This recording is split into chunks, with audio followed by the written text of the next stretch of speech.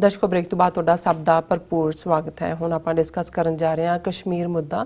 ਸੋ ਇਸ ਉੱਪਰ ਆਪਾਂ ਡਾਕਟਰ ਸਾਹਿਬ ਕੋਲ ਉਹਨਾਂ ਦੇ ਵਿਚਾਰ ਸੁਣਦੇ ਹਾਂ। ਅਸੀਂ ਚਾਹਾਂਗੇ ਕਿ ਤੁਸੀਂ ਸਾਡੇ ਨਾਲ ਇਸੇ ਤਰ੍ਹਾਂ ਹੀ ਜੁੜੇ ਰਹਿਣਾ। ਕਸ਼ਮੀਰ ਨੂੰ ਬੰਦ ਹੋਇਆ 91 ਦਿਨ ਹੋ ਚੁੱਕੇ ਨੇ। ਸੋ ਡਾਕਟਰ ਸਾਹਿਬ ਕੀ ਕਹਿਣਾ ਚਾਹੋਗੇ? ਦੇਖੋ, ਬੇਸ਼ੱਕ ਅਸੀਂ ਯੂਬਾ ਸਿਟੀ ਦੇ ਮਾਹੌਲ 'ਚ ਇੱਥੇ ਇੱਕ ਸੈਲੀਬ੍ਰੇਸ਼ਨ ਵੀ ਸੀ, ਨਵੰਬਰ 84 ਦੀ ਯਾਦ ਦਹਾਨੀ ਵੀ ਸੀ ਜਿਹੜੀ ਜੈਨੋਸਾਈਡ ਦੀ, ਪਰ ਸਾਡੀਆਂ ਮਨ ਦੀਆਂ ਯਾਦਾਂ ਦੇ ਵਿੱਚ ਕਸ਼ਮੀਰ ਬੜਾ ਡੂੰਘਾ ਵਸਿਆ ਰਿਹਾ। ਬਿਲਕੁਲ। ਅਸੀਂ ਈਵਨ ਜਦੋਂ ਕੱਲ ਸੰਡੇ ਨਗਰ ਕੀਰਤਨ ਨਿਕਲਿਆ, ਸਿਕਸ ਫਾਰ ਜਸਟਿਸ ਨੇ ਐਤਕੀ ਬਹੁਤ ਵੱਡੀ ਪ੍ਰੋਫੈਸ਼ਨਲ ਸਟੇਜ ਲਾਈ ਹੋਈ ਸੀ ਔਰ ਉਸ ਦੇ ਉੱਤੇ ਵੀ ਮੈਨੂੰ ਉਹਨਾਂ ਨੇ ਇਨਵਾਈਟ ਕੀਤਾ ਔਰ ਕਸ਼ਮੀਰੀ ਸਟਰਗਲ ਦੀ ਇਸ ਵੇਲੇ ਅਮਰੀਕਾ ਦੇ ਵਿੱਚ ਇੱਕ ਫੇਸ ਬਣੀ ਬੀਬੀ ਗੁੰਜ਼ਾਲਾ, ਜਿਨ੍ਹਾਂ ਦਾ ਸੰਬੰਧ ਹਿਊਸਟਨ ਨਾਲ ਹੈ ਔਰ ਉਹ ਟੈਕਸਸ ਨਾਲ ਹੈ। ਇੱਕ ਉਹ ਜਰਨਲਿਸਟ ਵੀ ਰਹੇ ਨੇ ਔਰ ਹੁਣੇ ਹੀ ਜਨੀਵਾ ਦੇ ਵਿੱਚ ਵੀ ਜਿਹੜਾ ਸਿਕਸ ਫਾਰ ਜਸਟਿਸ ਨੇ ਬਹੁਤ ਵੱਡੀ ਰੈਲੀ ਕੀਤੀ, ਉਹਦੇ 'ਚ ਵੀ ਉਹ ਨਾਲ ਉਹਨਾਂ ਦੇ ਸਨ ਜਿਨ੍ਹਾਂ ਨੇ ਮੋਦੀ ਦੇ ਉੱਤੇ ਜਿਹੜਾ ਡੈਮੇਜ ਸੂਟ ਕੀਤਾ ਹੈ ਡਿਫੇਮੇਸ਼ਨ ਦੇ ਥੱਲੇ ਜੋ ਕਸ਼ਮੀਰ 'ਚ ਚੱਲ ਰਿਹਾ, ਉਹਦੇ 'ਚ ਵੀ ਉਹ ਸਿਕਸ ਫਾਰ ਜਸਟਿਸ ਦੇ ਨਾਲ ਨੇ। ਰੈਫਰੈਂਡਮ 2020 ਖਾਲਿਸਤਾਨ ਔਰ ਪੰਜਾਬ ਔਰ ਕਸ਼ਮੀਰ, ਉਹਦਾ ਵੀ ਉਹ ਹਿੱਸਾ ਨੇ। ਸੋ ਮੇਰੇ ਤੋਂ ਪਹਿਲਾਂ ਉਸ ਰੈਲੀ ਨੂੰ ਜਿਹੜਾ ਵਾਕਿੰਗ ਜਦੋਂ ਨਗਰ ਕੀਰਤਨ ਸੀ, ਬਹੁਤ ਵੱਡੀ ਗਿਣਤੀ ਜਰਨਲਿਸਟ ਵੀ ਉਹਨਾਂ ਨੇ ਹੀ ਐਡਰੈਸ ਕੀਤਾ ਜੀ ਔਰ ਮੈਂ ਉੱਥੇ ਵੀ ਕਿਹਾ ਕਿ ਵੀ ਅੱਜ ਵੀ ਅਸੀਂ ਇਹ ਮਹਿਸੂਸ ਕਰ ਸਕਦੇ ਹਾਂ ਕਿ ਜੋ ਕੁਝ ਪੰਜਾਬ 'ਚ ਕੀਤਾ ਗਿਆ, ਕਸ਼ਮੀਰ ਜਿਹੜਾ ਪੰਜਾਬ ਟੈਸਟ ਲੈਬੋਰਟਰੀ ਸੀ, ਕਸ਼ਮੀਰ 'ਚ ਲਗਾਤਾਰਤਾ ਨਾਲ ਜ਼ੁਲਮ ਚੱਲ ਰਿਹਾ ਹੈ ਔਰ ਸਾਡੇ ਦਿਲ ਧੜਕਦੇ ਨੇ। ਟੁਗੈਦਰਨੈਸ ਹੈ, ਫੌਲੀ ਵੀ 47 ਦੌਰ ਦੇ ਸਾਡੀ ਲੀਡਰਾਂ ਦੀ ਹੈ। ਇੱਕ ਪਾਸੇ ਮਾਸਟਰ ਤਾਰਾ ਸਿੰਘ ਵਰਗੇ ਲੋਕ ਸੀ, ਉਹਨਾਂ ਨੇ ਸਿੱਖਾਂ ਨੂੰ ਇਹਨਾਂ ਦੀ ਗੁਲਾਮੀ 'ਚ ਧੱਕਿਆ, ਦੂਸਰੇ ਪਾਸੇ ਸ਼ੇਖ ਅਬਦੁੱਲੇ ਵਰਗੇ ਲੋਕ ਸੀ ਔਰ ਉਹ ਸਾਰੀ ਗੈਦਰਿੰਗ ਦੇ ਵਿੱਚ ਟੁਗੈਦਰਨੈਸ ਦੇ ਨਾਲ ਕਸ਼ਮੀਰ ਦੀ ਆਜ਼ਾਦੀ, ਖਾਲਿਸਤਾਨ ਦੀ ਆਜ਼ਾਦੀ ਦੀ ਮੰਗ ਹੋਈ। ਔਰ ਹੁਣ ਵੀ ਜਦੋਂ ਅਸੀਂ ਡਿਫਰੈਂਟ ਮੀਡੀਆ ਆਊਟਲੈਟਸ ਇਹਨਾਂ 91 ਦਿਨਾਂ ਬਾਅਦ ਵੀ ਦੇਖਦੇ ਹਾਂ, ਇੰਟਰਨੈਸ਼ਨਲੀ ਉਹੀ ਸਟੋਰੀ ਬਰਾਬਰ ਜਾਰੀ ਹੈ। ਉਹੀ ਜਿਹੜਾ ਨਾ ਇੰਟਰਨੈਟ ਸਰਵਿਸਿਜ਼ ਖੋਲੀਆਂ ਗਈਆਂ, ਨਾ ਸਕੂਲ ਕਾਲਜ ਯੂਨੀਵਰਸਿਟੀਆਂ ਚੱਲ ਰਹੀਆਂ, ਨਾ ਹੀ ਜਿਹੜੀਆਂ ਬਾਕੀ ਜੇ ਕੋਈ ਸਹੂਲਤ ਦਿੰਦੇ ਵੀ ਨੇ ਬੰਦ ਪਈਆਂ ਨੇ, ਦੁਕਾਨਾਂ ਵੀ, ਕਮਰਸ਼ੀਅਲ ਅਦਾਰੇ ਵੀ, ਪਬਲਿਕ ਟਰਾਂਸਪੋਰਟੇਸ਼ਨ ਸਿਸਟਮ ਵੀ ਖਤਮ ਹੈ।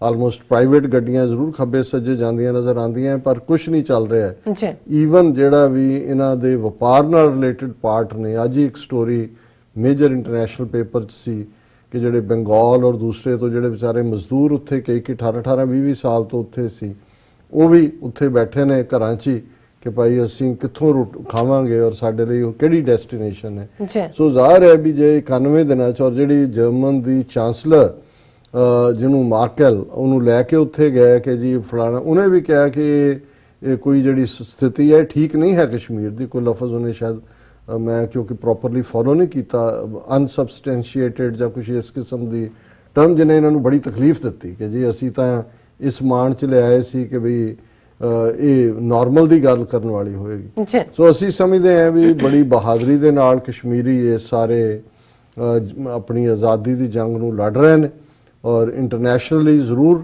ਜਿਹੜਾ ਉਹ ਹੀ ਚੱਲ ਰਿਹਾ ਜਿਹੜਾ ਬਿਹਾਈਂਡ ਕੀ ਚੱਲਦਾ ਹੈ। ਪਰ ਜਿਹੜੀ ਕਾਂਗਰੈਸ਼ਨਲ ਹੀਅਰਿੰਗ ਹੋਈ 22 ਅਕਤੂਬਰ ਦੀ, ਇਹਨਾਂ ਨੇ ਬਹੁਤ ਤਕਲੀਫ ਦਿੱਤੀ ਹੈ ਉਹਨਾਂ ਨੂੰ। ਇਹਨਾਂ ਦੇ ਆਪਣੇ ਕਹਿ ਰਹੇ ਨੇ ਜੀ ਸਾਡੀ ਲੌਬੀ ਫੇਲ ਹੋਈ ਹੈ ਔਰ ਜਿਸ ਤਰੀਕੇ ਨਾਲ ਆਰਗੇਨਾਈਜ਼ਡ ਢੰਗ ਨਾਲ ਈਵਨ ਕਸ਼ਮੀਰ ਵਾਦੀ ਦੇ ਵਿੱਚ ਜੇ ਟਰੱਕ ਡਰਾਈਵਰਸ ਦੇ ਉੱਤੇ ਹਮਲੇ ਹੋਏ ਨੇ, ਉਹ ਉਹਨਾਂ ਸਟੇਟਾਂ ਤੋਂ ਲਿਆਂਦੇ ਜਿਹੜੇ ਉਹਨਾਂ ਦੇ ਇੰਟਰਫੇਅਰ ਕਰਨਾ ਚਾਹੁੰਦੇ ਨੇ ਵਪਾਰ ਦੇ ਨਾਂ ਥੱਲੇ। ਦੁਕਾਨਦਾਰਾਂ 'ਚ ਵੀ ਬੇਸ਼ੱਕ ਕਈ ਵਾਰੀ ਲੱਗਦਾ ਹੁੰਦਾ ਵੀ ਕਿਸੇ ਖੋਖੇ ਵਾਲੇ ਨੂੰ ਜਾਂ ਦੂਜੇ ਨੂੰ ਕਿਉਂ, ਅਸੀਂ ਵੀ ਕੋਈ ਇਨੋਸੈਂਟ ਕਿਲਿੰਗ ਦੇ ਹੱਕ 'ਚ ਨਹੀਂ ਹੈ, ਪਰ ਉਹ ਮੈਸੇਜ ਜਿਹੜਾ ਉਹਨਾਂ ਦਾ ਉਹ ਸਿਲੈਕਟਿਵ ਹੈ। ਅਜੇ ਤੱਕ ਉਹਨਾਂ ਦੀ ਗੇਮ ਪਲਾਨ ਲੌਂਗ ਟਰਮ ਕੀ ਹੋਏਗੀ, ਕਿਉਂਕਿ ਇਹਨਾਂ ਨੇ ਤਾਂ 31 ਅਕਤੂਬਰ ਨੂੰ ਕਸ਼ਮੀਰ ਦਾ ਵਜੂਦ ਖਤਮ ਕਰਤਾ। ਜੰਮੂ ਕਸ਼ਮੀਰ ਹੁਣ ਕੋਈ ਸਟੇਟ ਨਹੀਂ ਹੈ, ਅੱਡ ਯੂਨੀਅਨ ਟੈਰੀਟਰੀ ਹੈ। ਹੁਣ ਜੇ ਇਹਨਾਂ ਨੇ ਬਿਲਕੁਲ ਇਸ ਕਿਸਮ ਦੀ ਗੁੰਡਾਗਰਦੀ ਦਾ ਸਹਾਰਾ ਲਿਆ, ਆਈਨੀ ਵੀ ਔਰ ਦੂਸਰੀ ਵੀ, ਤੇ ਉਹਨਾਂ ਦੀ ਕੀ ਸਟ੍ਰੈਟਜੀ ਹੈ? ਉਹਨਾਂ ਨੇ ਜਿਹਨੂੰ ਕਹਿੰਦੇ ਨੇ ਵੀ ਕਾਰਡ ਉਹਨਾਂ ਨੇ ਚੈਸਟ ਨਾਲ ਹੋਲਡ ਕੀਤੇ ਹੋਏ ਨੇ, ਪਰ ਜੋ ਮੈਸੇਜ ਦੇ ਰਹੇ ਨੇ ਘੱਟੋ ਘੱਟ 3 ਮਹੀਨੇ ਬਾਅਦ ਵੀ ਇਹ ਮੈਸੇਜ ਆ ਰਿਹਾ ਹੈ ਕਿ ਹਾਲਾਤ ਉੱਥੇ ਆਮ ਵਾਂਗ ਤਾਂ ਦੂਰ ਦੀ ਗੱਲ ਉਵੇਂ ਹੀ ਨੇ ਜਿਵੇਂ 3 ਮਹੀਨੇ ਪਹਿਲਾਂ ਸੀ ਔਰ 80 ਲੱਖ ਲੋਕ ਜਿਵੇਂ ਇੱਕ ਬੋਲਡਰ ਬਣ ਕੇ ਇੱਕ ਉਸ ਮਜ਼ਬੂਤ ਇੱਕ ਪਿਲਰ ਬਣ ਕੇ ਉਹਨਾਂ ਨੇ ਹੋਲਡ ਕੀਤਾ ਹੋਇਆ, ਜਿਵੇਂ ਉਹ ਰੱਸਾਕਸ਼ੀ ਹੁੰਦੀ ਸੀ ਤੇ ਬਰਾਬਰ ਤੇ ਇੱਕ ਪਾਸੇ ਇੱਕ ਸਟੇਜ ਤੇ ਅੱਡੀਆਂ ਗੱਡ ਕੇ ਕਹਿੰਦੇ ਨੇ ਅੱਡੀ ਗੱਡ ਕੇ ਬਰਾਬਰ ਅਖੀਰਲੇ ਸੈਕਿੰਡ 'ਚ ਚੇਂਜ ਹੁੰਦਾ ਸੀ, ਰੱਸਾ ਕਿਹੜਾ ਖਿੱਚ ਕੇ ਲੈ ਗਿਆ, ਜੀ। ਜਦੋਂ ਦੋਵੇਂ ਪਾਸੇ ਤਾਕਤ ਹੁੰਦੀ ਸੀ। ਸੋ ਇਸ ਵੇਲੇ ਵੀ ਮੈਂ ਸਮਝਦਾ ਵੀ ਰਿਮਾਰਕੇਬਲ ਹੈ 91 ਦਿਨਾਂ ਬਾਅਦ ਜਿਵੇਂ ਉਹਨਾਂ ਨੇ ਰੱਸੇ ਨੂੰ ਹੋਲਡ ਕਰਕੇ, ਔਰ ਇਹ ਜਿਹੜੇ ਨੇ ਇਹ ਬੇਸਾਹ ਹੋ ਰਹੇ ਨੇ, ਇਹਨਾਂ ਨੂੰ ਹੁਣ ਪਤਾ ਨਹੀਂ ਲੱਗ ਰਿਹਾ ਕਿ ਵੀ ਸਾਹ ਟੁੱਟ ਰਿਹਾ ਇਹਨਾਂ ਦਾ, ਉਹ ਹੋਲਡ ਕਰਕੇ ਖੜੇ ਨੇ।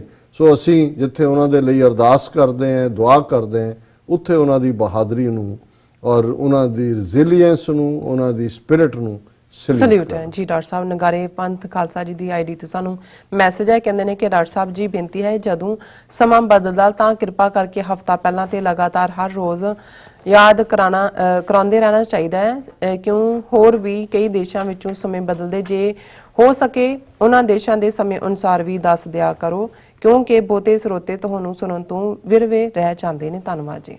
ਜਿਸ ਤਰ੍ਹਾਂ 1.5 ਘੰਟਾ ਪਿੱਛੇ ਮਤਲਬ ਆਪਣਾ ਹੋ ਗਿਆ ਨੇ। ਨਹੀਂ 1.5 ਘੰਟਾ ਨਹੀਂ ਜੀ, 1 ਘੰਟਾ। 1 ਘੰਟਾ ਹਾਂਜੀ, ਤੇ ਉਹਨਾਂ ਦਾ 1.5 ਘੰਟਾ। ਹਾਂ, ਕਿਉਂਕਿ ਇਸ ਫਸਟ ਸੰਡੇ ਤੋਂ ਹੀ ਜਿਹੜਾ ਨਵੰਬਰ ਦਾ ਹੁੰਦਾ ਹੈ ਜੀ, ਉਹ 1 ਘੰਟਾ ਘੜੀਆਂ ਜਿਹੜੀਆਂ ਨੇ, ਹੁਣ ਜੇ ਸਾਡਾ ਪੰਜਾਬ ਦੇ ਨਾਲ ਭਾਰਤੀ ਕਬਜ਼ੇ ਵਾਲੇ 9.5 ਘੰਟੇ ਸੀ ਪਹਿਲਾਂ ਫਰਕ ਟਾਈਮ ਦਾ, ਤੇ ਹੁਣ 10.5 ਘੰਟੇ ਹੈ। ਸੋ ਜ਼ਾਹਰ ਹੈ ਘੜੀ 1 ਘੰਟਾ ਪਿੱਛੇ ਹੋਈ ਹੈ। ਜੀ। ਸੋ ਪਾਕਿਸਤਾਨ ਦੇ ਟਾਈਮ ਦੇ ਹਵਾਲੇ ਨਾਲ ਵੀ, ਕਿਉਂਕਿ ਪਾਕਿਸਤਾਨ ਔਰ ਭਾਰਤੀ ਕਬਜ਼ੇ ਵਾਲੇ ਪੰਜਾਬ ਦੇ ਅੱਧੇ ਘੰਟੇ ਦਾ ਟਾਈਮ ਡਿਫਰੈਂਸ ਹੈ। ਜੀ। ਸੋ ਜ਼ਾਹਰ ਹੈ ਉਹ ਅੱਧਾ ਘੰਟੇ ਦੇ ਨਾਲ ਤੁਸੀਂ ਇਹ 1 ਘੰਟਾ ਹੋਰ ਜੋੜ ਲੈਂਦੇ ਹੋ। ਸੋ ਅਲਟੀਮੇਟਲੀ ਇਹ ਹੈ ਵੀ ਜਿਹੜੇ ਅੱਗੇ ਬਹੁਤ ਜਲਦੀ ਉੱਠਣਾ ਪੈਂਦਾ ਸੀ ਉਹਨਾਂ ਨੂੰ ਜਲਦੀ ਨਹੀਂ ਉੱਠਣਾ ਪਿਆ ਕਰੇਗਾ। 1 ਘੰਟਾ ਤੁਸੀਂ ਹੋਰ ਸੌਂ ਸਕਦੇ ਹੋ। ਬਾਕੀ ਜ਼ਾਹਰ ਹੈ ਯੂਕੇ ਔਰ ਦੂਸਰੇ 'ਚ 5 ਘੰਟੇ ਦਾ ਫਰਕ, ਥੋੜਾ ਬਹੁਤ ਆਸਟ੍ਰੇਲੀਆ ਦਾ ਵੀ ਟਾਈਮ ਜ਼ੋਨ, ਮੇਰਾ ਖਿਆਲ ਹੈ ਤੁਸੀਂ ਪੈਨ ਡਾਊਨ ਕਰਕੇ ਇੱਕ ਵਾਰ ਬਿਲਕੁਲ, ਕਿਉਂ ਨਹੀਂ, ਕੱਲ ਅਸੀਂ ਅਨਾਉਂਸ ਕਰ ਦਾਂਗੇ ਜੀ। ਰਿਤਪਾਲ ਸ਼ੀਨਾ ਜੀ ਸਾਨੂੰ ਕਹਿੰਦੇ ਨੇ ਕਿ ਡਾਕਟਰ ਸਾਹਿਬ ਤੁਹਾਡਾ ਬਹੁਤ ਬਹੁਤ ਧੰਨਵਾਦ ਜੀ, ਤੁਸੀਂ ਹਕੀਕਤ ਦੱਸ ਰਹੇ ਹੋ। ਔਰ ਬਾਤ ਸਿੰਘ ਜੀ, ਅਸੀਂ ਕਿ ਵੀ ਸ਼ੁਕਰੀਆ ਨਹੀਂ ਮੈਂ ਅਦਾ ਕਰ ਸਕਿਆ ਕਿ ਸਾਡੇ ਬਹੁਤ ਸਾਰੇ ਟੀਵੀ 84 ਦੇ ਬੂਥ ਤੇ ਜਿਹੜੇ ਦਰਸ਼ਕ ਨੇ, ਮੈਨੂੰ ਵੀ ਆਣ ਕੇ ਕਾਫੀ ਉਹਨਾਂ ਸਾਰੇ ਨੇ ਆਏ ਔਰ ਕਈਆਂ ਨੇ ਕਈ ਕੁਝ ਕਿਹਾ। ਤੁਹਾਨੂੰ ਤਾਂ ਵੈਸੇ ਇਹ ਵੀ ਕਿਹਾ ਵੀ ਉੱਥੇ ਤੁਸੀਂ ਹੋਰ ਇੱਥੇ ਤੁਸੀਂ ਹੋਰ ਲੱਗਦੇ ਪਿਓ, ਮੈਂ ਤੇ ਪਰ ਅਸੀਂ ਉਹਨਾਂ ਦਾ ਜਿਹੜੇ ਸਭ ਨੇ ਮੁਹੱਬਤ ਦਾ ਇਜ਼ਹਾਰ ਕੀਤਾ ਔਰ ਅਨਨੋਨ ਮੈਂ ਸਮਝਦਾ ਵੀ ਉਦੋਂ ਜਾ ਕੇ ਲੱਗਦਾ ਵੀ ਵਾਕਿਆ ਹੀ ਕੋਈ ਕੰਮ ਅਸੀਂ ਚੱਜ ਦਾ ਕਰ ਹੀ ਰਹੇ ਹਾਂ ਜੀ। ਔਰ ਬਾਤ ਸਿੰਘ ਜੀ ਸਾਨੂੰ ਕਹਿੰਦੇ ਨੇ ਕਿ ਡਾਕਟਰ ਸਾਹਿਬ ਮੇਰੀ ਆਈਡੀ ਬੰਦ ਕੀਤੀ ਗਈ ਸੀ, ਕਾਫੀ ਦਿਨਾਂ ਤੋਂ ਹਾਜ਼ਰੀ ਲਵਾ ਨਹੀਂ ਸਕਿਆ, ਮਾਫੀ ਜੀ। ਮੈਂ ਤਾਂ ਕਿਹਾ ਕਿ ਬਾਜ ਸ਼ਿਕਾਰ ਤੇ ਚੜੇ ਨੇ। ਨਫੀਜ਼ ਅਨਵਰ ਢਿੱਲੋਂ ਸਾਨੂੰ ਲਿਖਦੇ ਹਨ, doctor Sahib you are great and your analysis is so beautiful for Kartarpur corridor. ਦੇਖੋ ਗ੍ਰੇਟ ਤਾਂ ਰੱਬ ਦਾ ਨਾਂ ਹੀ ਹੈ, ਅਸੀਂ ਤਾਂ ਸਾਰੇ ਗੁਨਾਹਗਾਰ ਬੰਦੇ ਕੋਸ਼ਿਸ਼ ਕਰਦੇ ਹਾਂ ਕੁਛ ਨਾ ਕੁਛ ਸਮਝਣ ਦੀ, ਪਰ ਤੁਹਾਡੀ ਨਵਾਜ਼ਿਸ਼ ਲਈ ਜੀ। ਬਰਕਤ ਖਾਨ ਜੀ ਸਾਨੂੰ ਲਿਖਦੇ ਨੇ, ਕਹਿੰਦੇ ਨੇ ਕਿ welcome to all 6 brothers at Kartarpur on November 9th 2019। ਔਰ ਬਾਤ ਸਿੰਘ ਜੀ ਸਾਨੂੰ ਫਤਿਹ ਬੁਲਾਉਂਦੇ ਨੇ ਐਂਡ ਪਰਮਜੀਤ ਖਾਲਸਾ ਜੀ ਫਤਿਹ ਬੁਲਾਉਂਦੇ ਨੇ। ਬਾਤ ਸਿੰਘ ਕਹਿੰਦੇ ਨੇ ਕਿ ਸਾਨੂੰ ਰੱਬ ਤੇ ਪੂਰਾ ਯਕੀਨ ਹੈ, ਪਰ ਬਿਪਰ ਦੀ ਸਰਕਾਰ ਨੇ ਇਹ ਲਾਂਘਾ ਚੱਲਣ ਨਹੀਂ ਦੇਣਾ। ਹੁਣ ਬਿਪਰ ਆਏ ਕਿ ਬਿਪਰ ਦੀ ਮਾਂ ਆਏ, ਹੁਣ ਲਾਂਘਾ ਚੱਲੇ ਜਾਂ ਨਾ ਚੱਲੇ, ਹੁਣ ਆਲਰੇਡੀ ਕਰਤਾਰਪੁਰ ਸਾਹਿਬ ਸਿੱਖਾਂ ਦੀਆਂ ਯਾਦਾਂ ਦੇ ਵਿੱਚ ਜਿਹੜਾ ਪਹਿਲਾਂ ਤੋਂ ਰਿਹਾ ਉਹ ਹੁਣ ਇੱਕ ਜ਼ਾਹਰਾ ਹਕੀਕਤ ਹੈ। ਔਰ 5 ਮਿਲੀਅਨ ਸਿੱਖ ਡਾਇਸਪੋਰਾ ਜਿਹੜਾ ਉਹ ਹੁਣ ਇਹਨਾਂ ਦੀ ਟੇਕ ਕੇਅਰ ਕਰੇਗਾ ਇਹ ਸਾਰੇ ਦੀ। ਔਰ ਇਹ ਹੁਣ ਹਿੰਦੂ ਤਵੀਆਂ ਦਾ ਉਹ ਜਿਹੜਾ ਪੁੱਠੀ ਮਾੜਾ ਕਹਿੰਦਾ ਨਾ, ਪੁੱਠੀ ਕੀ ਕਹਿੰਦਾ ਹੁੰਦਾ, ਸ਼ੁਰੂ ਹੋ ਗਈ ਹੈ ਪੁੱਠੀ ਦੌੜ ਜੀ। ਹਾਂ, ਉਹ ਸ਼ੁਰੂ ਹੋ ਗਿਆ। ਸਿੰਘ ਮੁਖਤਿਆਰ ਸਿੰਘ ਜੀ ਸਾਲੇ ਨੇ ਕਹਿੰਦੇ ਡਾਕਟਰ ਸਾਹਿਬ ਪਾਕਿਸਤਾਨ ਅੱਗੇ ਆਇਆ ਇੰਡੀਆ ਵੱਲੋਂ ਤਾਂ ਪਰ ਪਿੱਛੇ ਹੀ ਸੀ। So Wasim Abbas ji san likhde ne, sir don't worry about Fazl ur Rahman, 99% people of Pak love to welcome their Sikh brothers। ਨਹੀਂ ਦੇਖੋ ਇਹਦੇ ਚ ਤਾਂ ਕੋਈ ਸ਼ੱਕ ਨਹੀਂ ਹੈ, ਪਰ ਮੈਂ ਸਮਝਦਾ ਵੀ ਜਿਸ ਤਰ੍ਹਾਂ ਇੱਕ ਰਵਾਨਗੀ ਸੀ ਇਹ ਵਿੱਚ ਲਿਆਣਾ ਜਿਹੜਾ ਇਹ ਕੋਈ ਅਕਲ ਦੀ ਗੱਲ ਨਹੀਂ ਹੈ ਜੀ। ਬਾਕੀ ਤਾਂ ਇਹ ਠੀਕ ਹੈ, ਪਾਕਿਸਤਾਨੀ ਕੌਮ ਆਵਾਮ ਉਹ ਤਾਂ ਦਿਲੋਂ ਮੁਹੱਬਤ ਕਰਦੇ ਨੇ ਔਰ ਉਹ ਸਮਝਦੇ ਨੇ ਕਿ ਵੀ ਇਹ ਬਹੁਤ ਵੱਡਾ ਕੰਮ ਹੈ ਜਿਹੜਾ ਰੱਬ ਨੇ ਉਹਨਾਂ ਤੋਂ ਕਰਵਾਇਆ ਜੀ। ਸੁਰਜੀਤ ਸਿੰਘ ਤਬ ਸਾਨੂੰ ਫਤਿਹ ਬੁਲਾਉਂਦੇ ਨੇ। ਹरून तरार जी लिखते हैं, डॉक्टर साहब happy to see you, last day आपके प्रोग्राम का बहुत वेट किया। ਬਹੁਤ ਸ਼ੁਕਰੀਆ, ਅਸੀਂ ਵੀ ਤੁਹਾਨੂੰ ਬਰਾਬਰ ਮਿਸ ਕੀਤਾ। ਤੁਹਾਡਾ ਬਹੁਤ ਬਹੁਤ ਬਹੁਤ ਸ਼ੁਕਰੀਆ। ਵਿਊਅਰਸ ਤੁਸੀਂ ਇਸੇ ਤਰ੍ਹਾਂ ਹੀ ਬਨੇ ਰਹਿਣਾ। ਮਿਲਦੇ ਹਾਂ ਛੋਟੇ ਜਿਹੇ ਬ੍ਰੇਕ ਤੋਂ ਬਾਅਦ।